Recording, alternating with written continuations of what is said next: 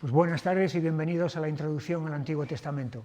La semana pasada lo que hicimos fue dar la segunda parte de la introducción a los Salmos y entonces estuvimos viendo la presencia de Cristo en los Salmos, la presencia del Espíritu Santo en los Salmos. Vimos también eso que denominé el cambio de hablante. En algunos salmos se aprecia que el salmista está hablando y de pronto es Dios el que entra en escena y habla sin que el salmista lo presente ni nada, y veíamos que era una peculiaridad que hay en algunos de los salmos, aunque también veíamos que hay un pasaje en el libro de Apocalipsis en que sucede algo parecido, en la que Juan, el escritor, está describiendo y Jesús habla ahí sin que el escritor le presente ni nada. Y luego también vimos los salmos imprecatorios, o mejor dicho, los pasajes en algunos salmos imprecatorios, es decir, aquellos en los cuales se pide a Dios que derrote al enemigo o que incluso destruya al enemigo, y veíamos que eran pasajes difíciles, duros, pero vimos también las razones, las explicaciones que se pueden dar a todo eso, y también veíamos luego la contraparte a esa petición de la justicia de Dios con el amor de Dios también que Jesús nos pone como él mismo en su enseñanza y como su ejemplo, ¿no? Y entonces veíamos ahí el equilibrio entre ambas cosas. Y ahora sí, ahora vamos a entrar de lleno entonces en los salmos propiamente dichos, y lógicamente entonces vamos a empezar por el Salmo 1. El Salmo 1 es la introducción, es la apertura del libro, y lo que vamos a hacer es leerlo en primer lugar. Bienaventurado el varón que no anduvo en consejo de malos, ni estuvo en camino de pecadores, ni en silla de escarnecedores se ha sentado, sino que en la ley del Señor está su delicia, y en su ley medita de día y de noche. Será como árbol plantado junto a corrientes de aguas, que da su fruto en su tiempo, y su hoja no cae, y todo lo que hace prosperará. No así los malos, que son como el tamo que arrebata el viento. Por tanto, no se levantarán los malos en el juicio, ni los pecadores en la congregación de los justos. Porque el Señor conoce el camino de los justos, mas la senda de los malos perecerá. Como vemos, es un salmo de exposición, es un salmo de reflexión, en el cual se presentan las dos alternativas posibles que hay en esta vida, y en última instancia también las dos clases de personas que hay en esta vida.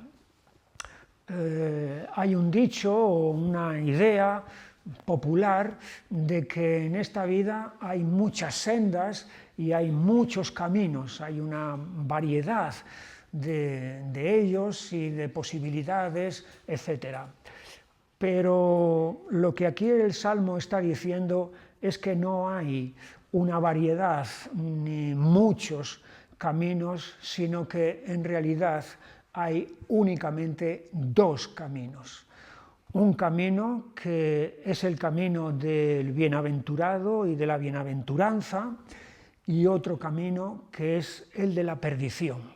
En esos dos caminos se resume todo lo que aquí abajo, lo que en este mundo, en esta vida puede haber.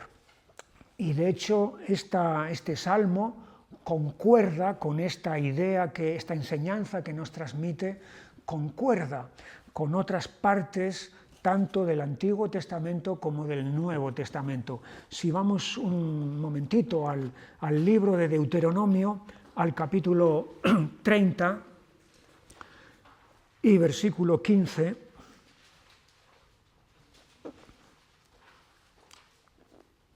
son las palabras de Moisés al pueblo de Israel, y le está diciendo lo siguiente, Deuteronomio 30, 15, mira, yo he puesto delante de ti hoy la vida y el bien, la muerte y el mal.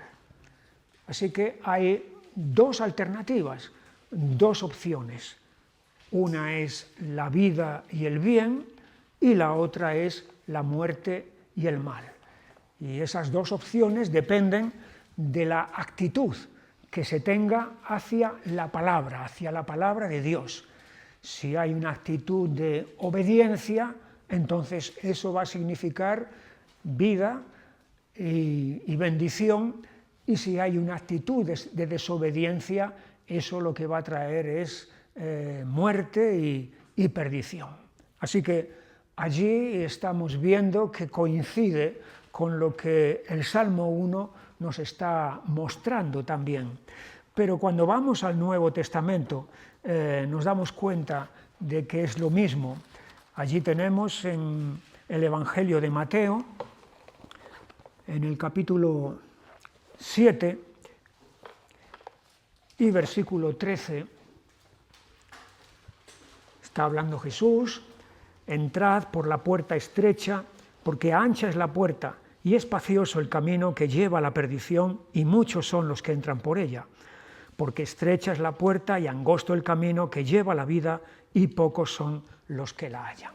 Por tanto, Jesús está diciendo lo mismo que el Salmo y lo mismo que Deuteronomio estaban diciendo, que hay dos puertas, cada una de ellas que da a un camino que lleva a la vida y el otro camino que lleva a la perdición. De hecho, incluso en este mismo capítulo, Jesús añade a esa dualidad de posibilidades, añade todavía otra ilustración que la tenemos aquí en el versículo 24 de este mismo capítulo 7. Cualquiera pues que me oye estas palabras y las hace, le compararé a un hombre prudente que edificó su casa sobre la roca. Descendió lluvia y vinieron ríos y soplaron vientos y golpearon contra aquella casa, y no cayó, porque estaba fundada sobre la roca. Pero cualquiera que me oye estas palabras y no las hace, le compararé a un hombre insensato que edificó su casa sobre la arena, y descendió lluvia y vinieron ríos y soplaron vientos y dieron con ímpetu contra aquella casa y cayó, y fue grande su ruina. Y aquí Jesús está hablando de los dos cimientos o los dos fundamentos sobre los cuales se puede construir una vida. Hay un cimiento sólido, hay un cimiento estable, sobre el cual, si se construye la vida de alguien, entonces eso, cuando llegue la prueba, va a soportar, va a resistir. Pero hay un cimiento frágil, un cimiento endeble, que es fácil de construir sobre él, pero que cuando llega la prueba, pues se produce la ruina, se produce el hundimiento. Por lo tanto, vemos en el Antiguo y en el Nuevo Testamento estas dos opciones, estos dos caminos que hay aquí. El Salmo y el libro de los Salmos se abre con la palabra bienaventurado. Bienaventurado. Es una palabra que luego se va a repetir en otros pasajes, como vamos a ver a continuación, tanto del Antiguo como del Nuevo Testamento. Pero la palabra bienaventurado, el significado es feliz. La palabra bienaventuranza significa felicidad. Eso es lo que significa. Y la felicidad, lógicamente, es lo que todo el mundo quiere, ¿verdad? Sí. La felicidad es la meta, es la consecución, es el sueño, es lo que todo el mundo desea. Entonces, por esa felicidad, pues se esfuerza, se acometen empresas, lo que haga falta con tal de conseguir esa felicidad. La cuestión es que esa felicidad a veces puede ser una felicidad engañosa o una felicidad falsa. De hecho, en el mundo antiguo, la felicidad la convirtieron en una diosa, en una diosa. En el Antiguo Testamento tenemos que había una diosa que se llamaba Asera. Asera nos sale en en varios pasajes, lo hemos visto, ¿no? Cuando miramos toda la historia del pueblo de Israel y los pueblos circundantes, vimos que la adoración de Asera, la idolatría de Asera era corriente, era común, era una divinidad cananea que cuando Israel cayó en decadencia la adoptó como propia también. Asera significa precisamente felicidad, pero es esa clase de felicidad que resulta en engaño, es la felicidad que la serpiente en Génesis 3 prometió a Eva que alcanzaría solamente tomando del fruto del árbol, y esa era la promesa de la felicidad, y luego sabemos que esa supuesta felicidad se convirtió en ruina y en desastre. Pero aunque hay una felicidad engañosa y falsa que el diablo y el mundo nos presenta para decir, mira, toma, agárrate a esto, que aquí vas a ser plenamente dichoso, al lado de esa está la otra felicidad de la que el Salmo aquí nos está hablando, que es la felicidad o la bienaventuranza verdadera. Y aquí es donde está la primera parte del Salmo, en la que aparece el bienaventurado. Fíjate que el artículo está en singular. Bienaventurado el varón, está en singular el artículo determinado y el nombre también está en singular. Lo cual quiere decir que estamos aquí ante un modelo o un prototipo en el cual podemos y debemos fijarnos para imitarlo. Luego vamos a ver algo más, una enseñanza añadida más acerca de esto, el hecho de que esté aquí en singular el bienaventurado, pero lo dejo de momento, solamente ahora mismo es para fijarnos en esto. Tenemos aquí, por lo tanto, al prototipo de persona, entonces, en la cual hemos de fijarnos. Y, en primer lugar, lo que vemos en este personaje son dos cosas: lo que no hace y lo que hace. Para ser el bienaventurado, lo que no hace, y a continuación lo que hace. ¿Qué es lo que no hace? Pues allí mismo nos lo explica. No anduvo en consejo de malos, ni estuvo en camino de pecadores, ni en silla de escarnecedores se ha sentado. Fíjate, aquí hay tres cosas que no practica, que no hace. No anduvo en consejo de malos. La palabra consejo indica pensamiento, indica plan.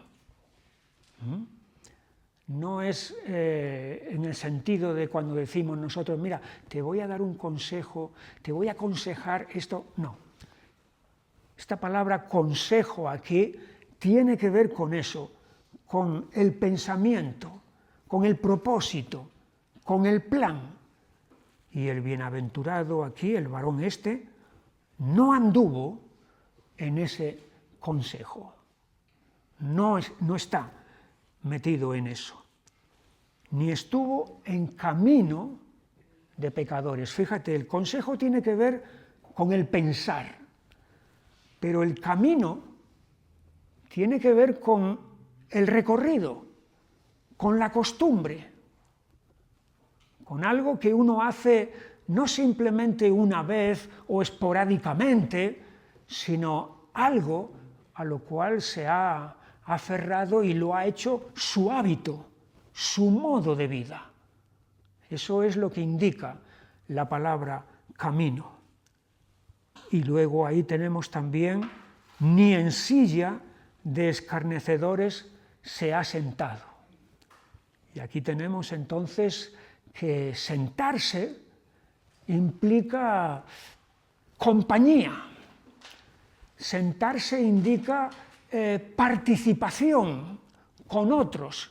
No es solamente que uno solo está pensando y está andando en esa forma malvada, sino que tiene también otros con los cuales se asocia, con los cuales se junta y está en compañía de ellos.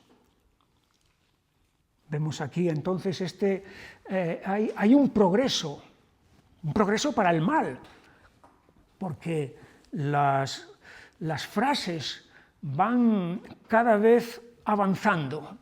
Lo que empieza en lo interior, en el consejo, en el pensamiento, se continúa en la conducta, en el comportamiento. Y lo que sigue con el comportamiento busca a otros que hagan eco con lo que uno está también haciendo, de tal manera que se va a juntar con ellos. Fíjate los calificativos también que se emplean: malos, consejo de malos, camino de pecadores, silla de escarnecedores. De nuevo aquí tenemos un aumento cada vez más de los calificativos: malos, perversos, pecadores, transgresores, escarnecedores, burladores. Se ríen de todo, están llenos de jactancia. Cuando lleguemos, si Dios quiere, al libro de Proverbios, vamos a ver que uno de los personajes que aparece en ese libro de Proverbios es precisamente este de los escarnecedores, el escarnecedor, el burlador. Así que esto es en lo que no participa, no está el bienaventurado, no forma parte de nada de eso. Y a continuación se indica lo que hace. Primero lo que no hace y ahora lo que hace. Versículo 2: sino que en la ley del Señor está su delicia, y en su ley medita de día y de noche. Es decir, lo que hace gira en torno a la palabra de Dios, de tal manera que esa palabra es su eje, esa palabra es su foco, esa palabra es su centro de atención. Esa palabra es la que lo instruye, lo dirige, lo enseña. Es alrededor de esa palabra que gira entonces la vida de este bienaventurado. En la ley del Señor está su delicia. Fíjate, no dice su deber, porque a veces podemos hacer cosas por deber, porque no nos queda más remedio que hacerlas. Por ejemplo, en el tráfico tenemos el deber de cumplir las normas de tráfico. No nos deleitamos en las normas de tráfico, no. Es que tenemos el deber de cumplirlas porque, si no, va a haber consecuencias. Y por lo tanto las cumplimos por obligación. Pero este personaje, este bienaventurado, la ley del Señor, la palabra del Señor, no es simplemente su deber, que no le queda más remedio que hacerla, porque sabe que si no va a haber consecuencias, sino que en la ley del Señor está su delicia. O sea, está su deleite, está su agrado, su complacencia. Hay un mundo de diferencia, entre hacer algo por deber y hacer lo mismo por delicia.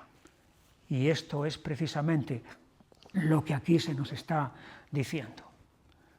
Es decir, tiene puesta su voluntad y su agrado en esa palabra.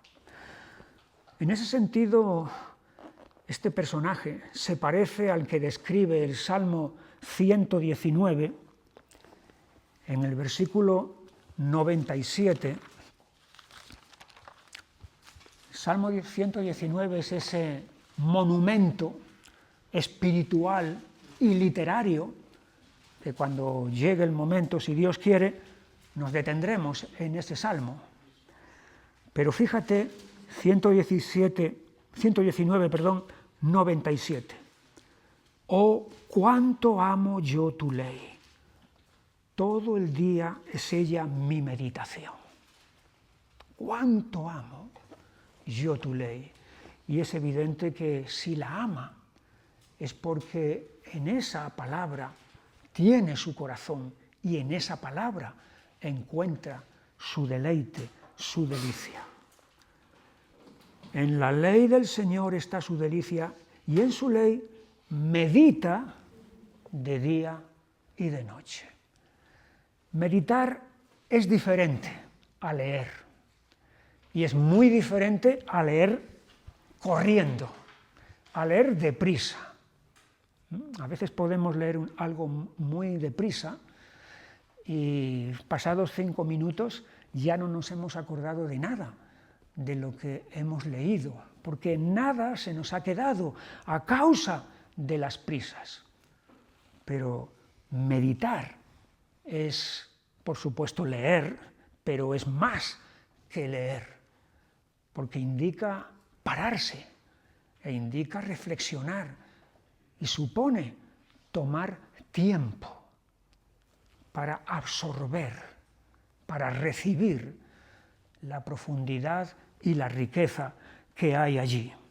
Es decir, meditar requiere tiempo y concentración. Es imposible meditar y al mismo tiempo tener los cascos puestos escuchando música o no sé qué. Concentración, con todas mis facultades puestas en lo que estoy ahí leyendo y meditando. Y luego en su ley medita de día y de noche, evidentemente indica la continuidad, la permanencia en esa palabra, que no es simplemente algo esporádico que de vez en cuando efectúo cuando estoy muy mal. Bueno, voy a leer algún pasaje de la palabra que a ver si encuentro ánimo y demás y luego ya me olvido. Pero la expresión de día y de noche indica la continuidad. Y en ese sentido es un pasaje paralelo al que tenemos en Josué, en el capítulo 1 y versículo 8, el mandato que Dios le da a Josué cuando se hace cargo de dirigir al pueblo de Israel. Nunca se apartará de tu boca este libro de la ley, sino que de día y de noche meditarás en él. Fíjate, la continuidad y la meditación, exactamente lo mismo que el Salmo 1 está diciendo, para que guardes y hagas conforme a todo lo que en él está escrito, porque entonces harás prosperar tu camino y todo te saldrá bien. Esta misma idea de la prosperidad, es decir, de que va a ir bien, entonces ahora la vamos a ver también en este Salmo 1. Porque el resultado de estar apegado a la palabra lo tenemos si volvemos al Salmo 1 y versículo 3, será el bienaventurado, será como árbol plantado junto a corrientes de aguas, que da su fruto en su tiempo y su hoja no cae y todo lo que hace prosperará. Fíjate, el verbo prosperar nos ha salido en Josué 1:8, ¿verdad? Ahora vuelve otra vez a aparecer en la remuneración. Aquí está la descripción del bienaventurado, lo que hemos visto, lo que no hace y lo que hace, y ahora la remuneración que tiene a causa de esa obediencia. Y la remuneración es que se le compara con un árbol, pero no con un árbol que está plantado en cualquier sitio. Hay árboles que están plantados en cualquier sitio y a veces los miras y están mustios, caducos, marchitos, pero este árbol no es así, porque está plantado junto a corrientes de aguas. Por lo tanto, sus raíces están recibiendo constantemente el alimento que necesitan. No es la única ocasión en la que al justo se le compara con un árbol. Allí en el Salmo 92 y versículo 12, dice: el justo florecerá como la palmera, crecerá como cedro en el Líbano, plantados en la casa del Señor, en los atrios de nuestro Dios, florecerán. Aún en la vejez fructificarán, estarán vigorosos y verdes. Aquí se compara al justo de nuevo con un árbol. Además, aquí se especifica con qué clase de árboles: con la palmera y con el cedro del Líbano. Es lo que aquí se nos está diciendo. Entonces, será como árbol plantado junto a corrientes de aguas. Es un árbol, por tanto, fructífero, da fruto, no es un árbol inútil, da su fruto en su tiempo y su hoja no cae, no se marchita y todo lo que hace prosperará. Esta es la primera parte del Salmo 1, el singular bienaventurado, descripción y remuneración. La segunda parte, entonces, está la contraparte, que son de los que se ha hablado en el primer versículo, los malos. Versículo 4, no así los malos, que son como el tamo que arrebata el viento. El tamo, fíjate, hay un contraste entre el árbol y el tamo. El árbol, majestuoso, floreciente, fructífero, próspero.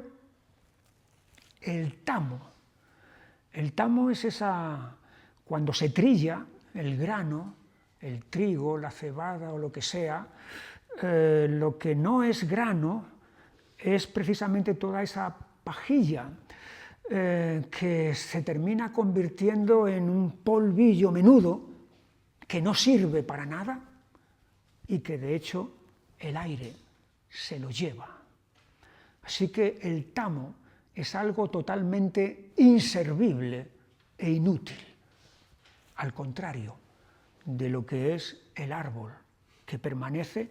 El tamo no permanece, el tamo desaparece. Y la remuneración entonces de esta segunda clase es, versículo 5, por tanto, no se levantarán los malos en el juicio, ni los pecadores en la congregación de los justos. ¿Qué significa no se levantarán los malos en el juicio? Pues que cuando llegue la hora de la verdad, el juicio es la hora de la verdad, en la que cada uno es examinado, escudriñado y juzgado, estos no pasan ese juicio, no salen absueltos, no salen inocentes, es decir, salen condenados cuando llega la hora de la verdad, que es el juicio. No se levantarán los malos en el juicio, ni los pecadores en la congregación de los justos. No van a ser contados dentro de la congregación de los justos. Aunque momentáneamente se hagan pasar dentro de la congregación, Sin embargo, cuando llegue el momento, no van a formar parte de esa congregación. Y aquí llegamos a una conclusión, y la conclusión la tenemos en el versículo 6. Porque el Señor conoce el camino de los justos, mas la senda de los malos perecerá. Es decir, Dios hace diferencia. Aunque los hombres no podamos hacer muchas veces diferencia entre uno y otro, sí, porque hay a veces gente que aparenta, se hace pasar por, sin ser. Y como nosotros muchas veces vemos solamente lo externo y juzgamos hasta donde alcanzamos y vemos solamente la apariencia, entonces damos por sentado de que pertenece a la congregación. Pero es el Señor el que conoce y el que hace la diferencia entre unos y otros. Es lo que Jesús dijo en aquella parábola, o mejor dicho, en aquellas dos parábolas en Mateo 13 y versículo 30, la primera. Dejad crecer juntamente lo uno y lo otro hasta la siega. Y al tiempo de la siega, yo diré a los segadores: recoged primero la cizaña y atadla en manojos para quemarla, pero recoged el trigo en mi granero. Ahí han estado juntos trigo y cizaña, y aparentemente parecen ser iguales. No lo son, tienen dos naturalezas diferentes totalmente, pero se parecen mucho. Pero llega un momento en el cual el que conoce los corazones va a hacer la separación entre uno y lo otro. Y de nuevo tenemos otra vez un caso parecido en el versículo 49. Así será al fin del siglo, saldrán los ángeles y apartarán a los malos de entre los justos y los echarán en el horno de fuego. Allí será el lloro y el crujir de dientes. Viene porque ha puesto la ilustración de la red. La red del pescador saca peces buenos y saca peces malos. Todos están en la red, todos parecen ser iguales, sin embargo, cuando el pescador lleva la red a la orilla, allí es cuando se produce la separación entre lo que vale y lo que no vale. Es lo que el Salmo aquí está diciendo: el Señor conoce el camino de los justos, mas la senda de los malos perecerá. Dije que iba a decir algo sobre el singular, el bienaventurado, el varón bienaventurado en singular. Esto, estrictamente hablando, solamente ha habido una persona que ha vivido y ha cumplido las exigencias que aquí se están diciendo en este salmo. Y esa persona es Jesús. Jesús ha tenido la ley del Señor en su corazón y ha sido su delicia. Y la palabra de Dios ha sido su referente, su constante y su motor en todo el tiempo que Él estuvo aquí abajo. No anduvo en consejo de malos, ni estuvo en camino de pecadores, ni en silla de escarnecedores se sentó. Así que es muy propio que aquí este singular, el varón, se aplique a Jesús, y a Jesús únicamente, porque todos los demás no estamos a la altura, ni damos la talla de todo esto. Todos los demás hemos pertenecido a la primera categoría: consejo de malos, camino de pecadores, silla de escarnecedores. Pero fíjate, después de este singular, Mira el versículo 6 y hay un plural. Porque el Señor conoce el camino de los justos. Así que primero empieza hablando de uno solamente, el varón bienaventurado, y termina hablando de los justos en plural. Y yo creo que esto es algo que está reservado para el Nuevo Testamento, explicarlo en toda su dimensión. Pero es gracias a la bienaventuranza de este varón, que es Jesús, que los que estábamos en la senda de los malos y de los transgresores y de los escarnecedores, hemos podido llegar a ser justos, declarados justos, gracias a su muerte expiatoria, a su muerte cargando con nuestros pecados y otorgándonos la justicia perfecta que Él tiene, justificándonos a través de la fe en Él. El Señor conoce el camino de los justos. Salmo 1, la apertura del libro. Así se abre el libro de los Salmos. Llegamos al Salmo 2. El hecho de que hoy miremos el Salmo 1, el Salmo 2 y posiblemente el Salmo 3, no quiere decir que vayamos a continuar luego con el 4 y el 5 y el 6 y el 7. No. Ya dije, no vamos a mirar los 150 salmos, pero da la coincidencia de que hoy empezamos con el 1, seguimos con el 2 y vamos a continuar con el 3. Y luego daremos un pequeño salto. Bueno, seguimos entonces con el Salmo 2 y ya lo tocamos la semana pasada, ya nos salió Cristo presente en los Salmos y efectivamente aquí es donde aparece. Pero vamos a leerlo. Primero, ¿por qué se amotinan las gentes y los pueblos piensan cosas vanas?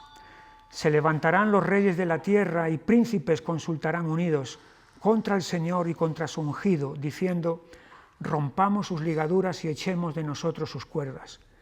El que mora en los cielos se reirá, el Señor se burlará de ellos. Luego hablará a ellos en su furor y los turbará con su ira. Pero yo he puesto mi rey sobre Sión, mi santo monte. Yo publicaré el decreto, el Señor me ha dicho: mi hijo eres tú, yo te engendré hoy.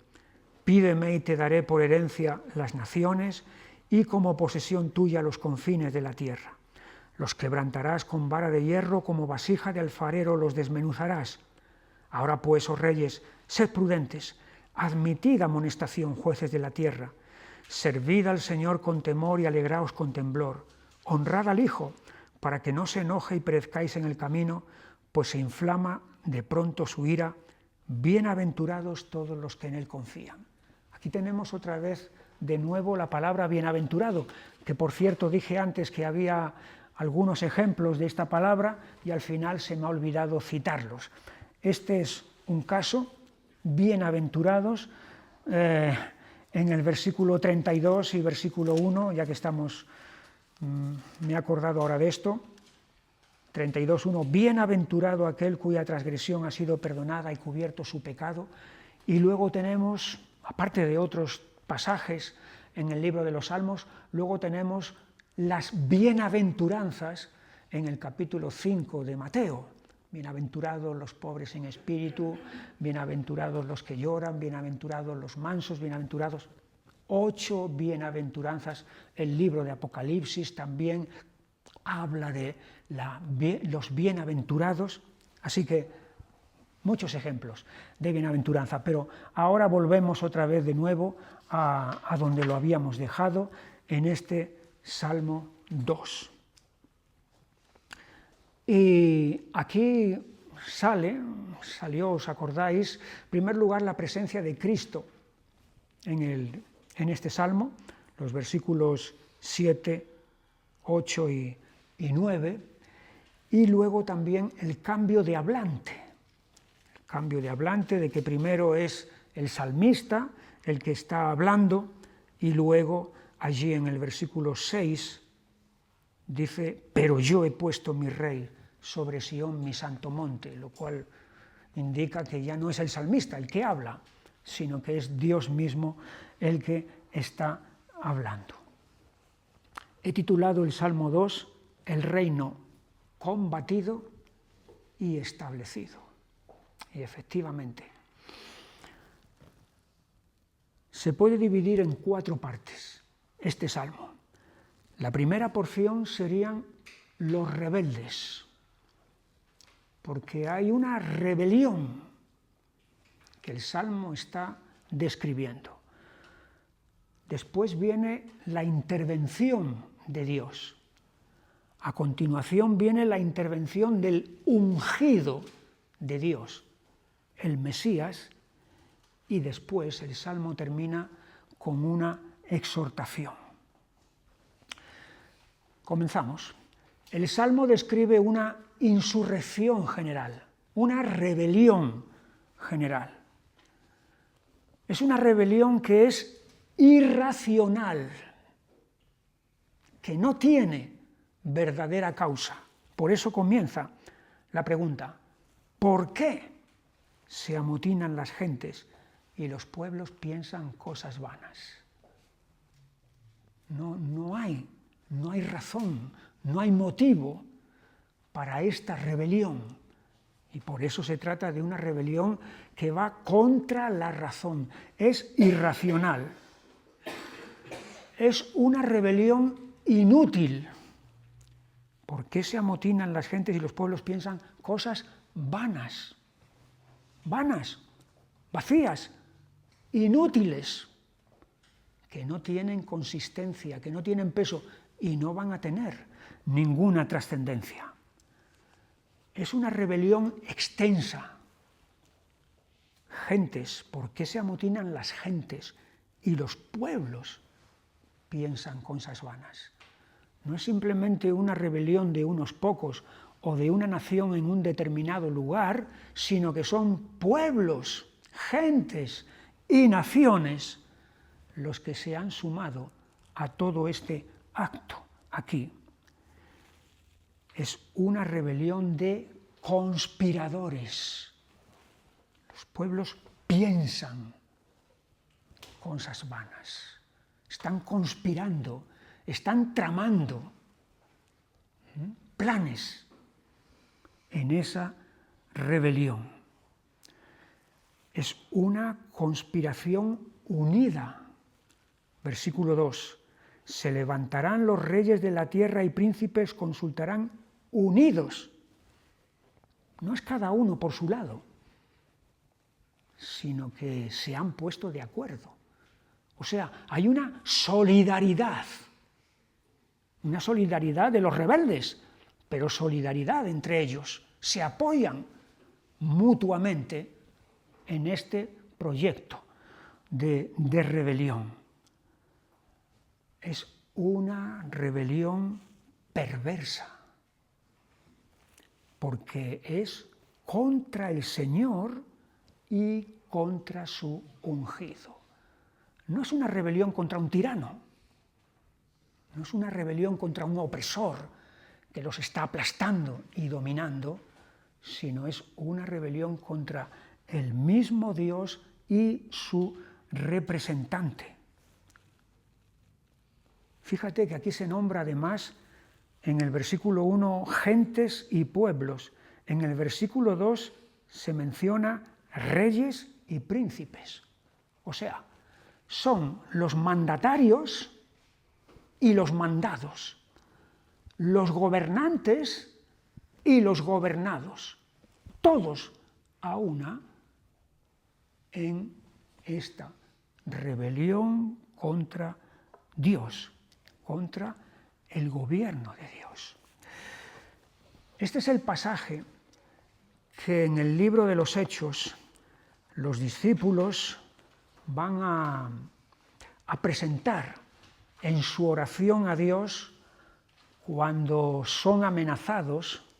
Pedro y Juan han sido amenazados por el concilio judío para que no sigan proclamando el Evangelio. Y allí en Hechos, en el capítulo 4 y versículo 24 dice: y ellos, habiéndolo oído, alzaron unánimes la voz a Dios y dijeron: soberano Señor, tú eres el Dios que hiciste el cielo y la tierra, el mar y todo lo que en ellos hay, que por boca de David tu siervo dijiste: ¿por qué se amotinan las gentes y los pueblos piensan cosas vanas? Se reunieron los reyes de la tierra y los príncipes se juntaron en uno contra el Señor y contra su Cristo, contra su ungido. Este es el texto, el salmo nuestro, que están citando los discípulos aquí ante las amenazas de las autoridades judías.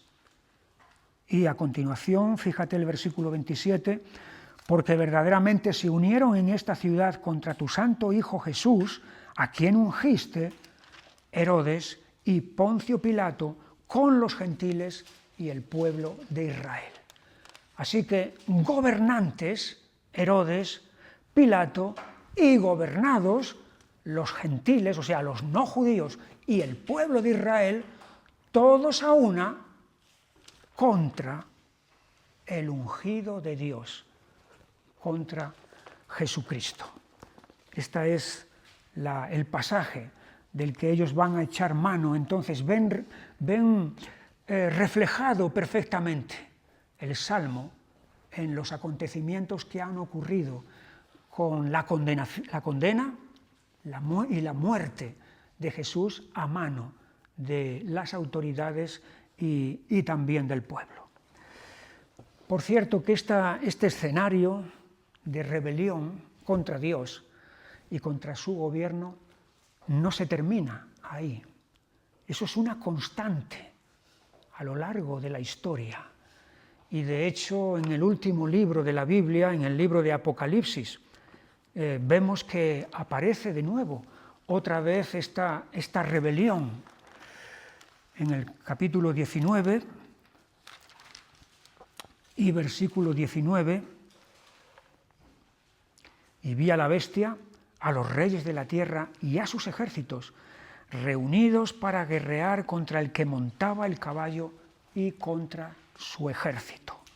Aquí tenemos esta batalla contra el Señor, contra Jesús y contra las huestes que están de su lado. Y otra vez en el capítulo 20 y versículo 8, o mejor 7, cuando los 1000 años se cumplan, Satanás será suelto de su prisión y saldrá a engañar a las naciones que están en los 4 ángulos de la tierra, a Gog y a Magog, a fin de reunirlos para la batalla, el número de los cuales es como la arena del mar. Y es la última batalla en la cual el enemigo va a hacer frente y va a tratar de destruir el propósito de Dios. Así que es una constante que efectivamente se cumple con la condena y la muerte de Jesús, pero que continúa a lo largo de la historia, porque el estado natural del ser humano es de rebelión contra Dios, y es de rechazo contra sus normas y contra su palabra y contra sus leyes. Primera parte del Salmo, los rebeldes. En la segunda parte, entonces, el protagonista es Dios. Y ahí lo tenemos en el versículo 4. El que mora en los cielos se reirá. El Señor se burlará de ellos. El que mora en los cielos. De tal manera que aquí estamos ante la autoridad suprema, ante la autoridad más elevada. El que mora en los cielos. El Señor, con mayúscula. Por lo tanto, el que tiene el dominio y el que tiene el control. Y las amenazas de estos rebeldes, las amenazas las tenemos ahí en el versículo 3. Rompamos sus ligaduras y echemos de nosotros sus cuerdas. Ante esas amenazas, la reacción de Dios es se ríe, se burla de ellas. De tal manera que, lejos de asustarse, lejos de decir, tengo temor, puede ser que mi trono esté en peligro, el Señor aquí se está riendo. No es la única ocasión en el libro de los Salmos en la que vemos a Dios riéndose. Hay 2 ocasiones más en las que el Señor se burla en circunstancias muy parecidas a esta. Por ejemplo, el Salmo 37,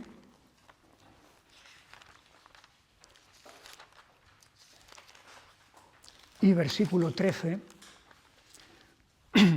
o 12 mejor, maquina el impío contra el justo y cruje contra él sus dientes. Es como una fiera, ¿no?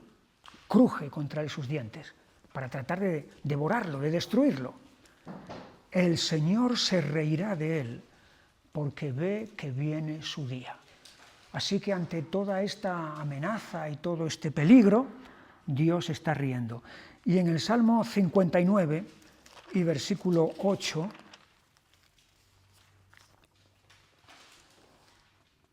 mas tú, Señor, te reirás de ellos, te burlarás de todas las naciones.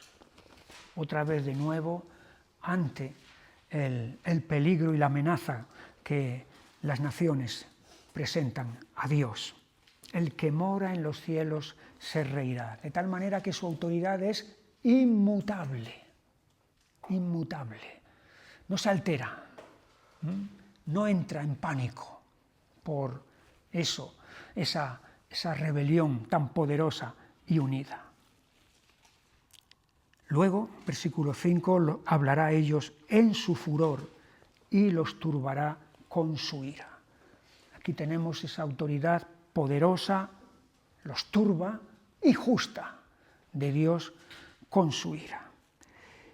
Y a continuación, entonces, tenemos la determinación de Dios, lo que Él se ha propuesto. Y lo que se ha propuesto lo tenemos en el versículo 6. Pero yo he puesto mi rey sobre Sión, mi santo monte. Aquí hay una determinación personal. Yo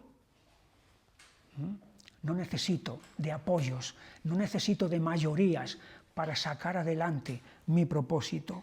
Yo he puesto, y esta palabra puesto es aquí establecido, de tal manera que es una decisión inconmovible, inamovible. Nadie la va a cambiar. Yo he puesto mi rey sobre Sión, mi santo monte. Una decisión irrevocable y soberana de que Dios va a gobernar a través de un representante suyo que Él ha nombrado. Y ese representante es el que viene a continuación aquí, que es el ungido de Dios. Ungido es la palabra Mesías, es la palabra Cristo. Y aquí es donde entonces entra en escena el ungido de Dios. En el versículo 7, yo publicaré el decreto, el Señor me ha dicho, vemos aquí el cambio de hablante, ¿verdad? Lo que decíamos la semana pasada.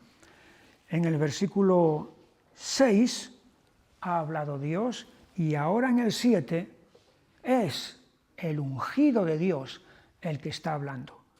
Yo publicaré el decreto, el Señor me ha dicho, mi hijo eres tú, yo te engendré hoy. Aquí está dando un anuncio. Y ese anuncio tiene que ver con la proclamación de ese decreto, de ese edicto que viene de parte de Dios. Si viene de parte de Dios es que es legítimo. No es ilegítimo, no es ilegal. Viene de la autoridad suprema y por lo tanto es legal totalmente. ¿Y en qué consiste este decreto? ¿Cuál es el contenido de este edicto? Pues a continuación lo dice. El Señor me ha dicho, mi hijo eres tú, yo te engendré hoy. Aquí se nos está enseñando cuál es la identidad, quién es este ungido. Este ungido es el Hijo de Dios. Mi hijo eres tú. Es decir, David estuvo ungido, ungió Samuel, Saúl estuvo ungido, lo ungió también Samuel, y normalmente los reyes eran ungidos. Pero aquí no se está hablando de cualquier rey. Aquí se está hablando de alguien muy especial y muy particular, porque es el Hijo de Dios. Dios mismo declara que es su Hijo. Dios mismo testifica, confiesa que este personaje, este ungido, es su Hijo. Mi hijo eres tú, yo te engendré hoy. Hay una filiación del ungido respecto a Dios. Filiación significa la relación de hijo a padre. Y hay una doble filiación que Jesús tiene en ese sentido. Si vamos un momento al Evangelio de Juan, al capítulo 1,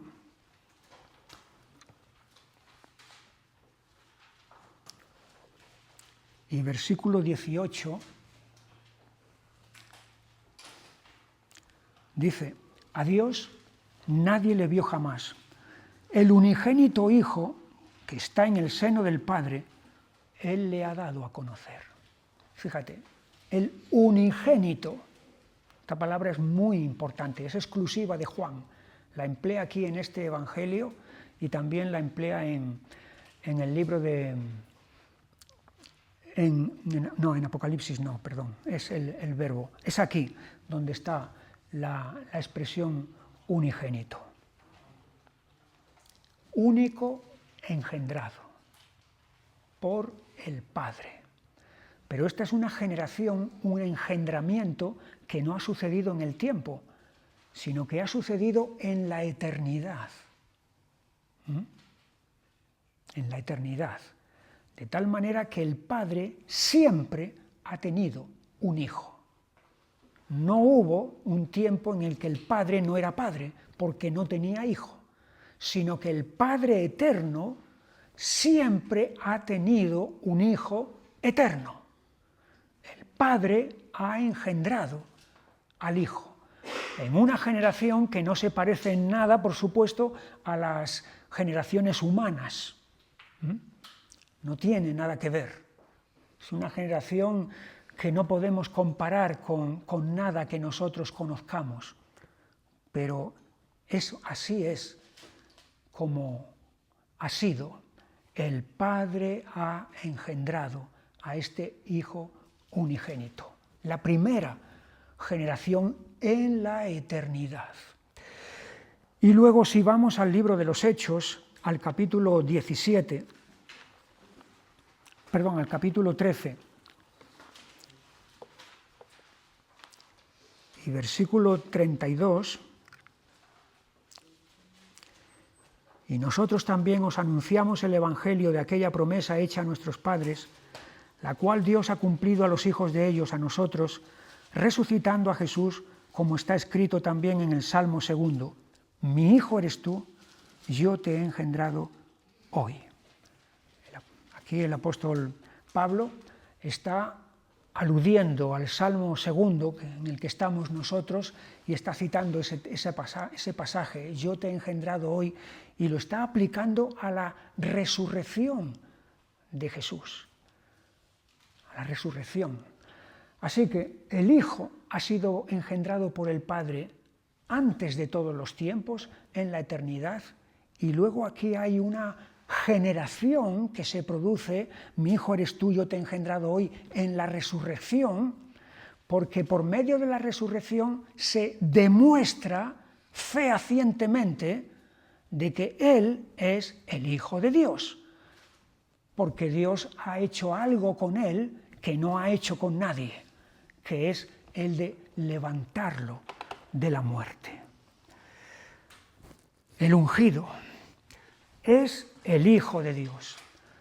Como hijo es heredero. Es lógico, ¿verdad? Todo hijo es heredero de su padre.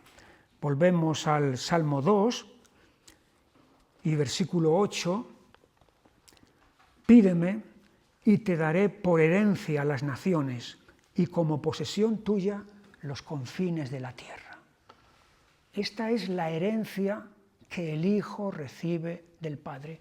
Una herencia universal.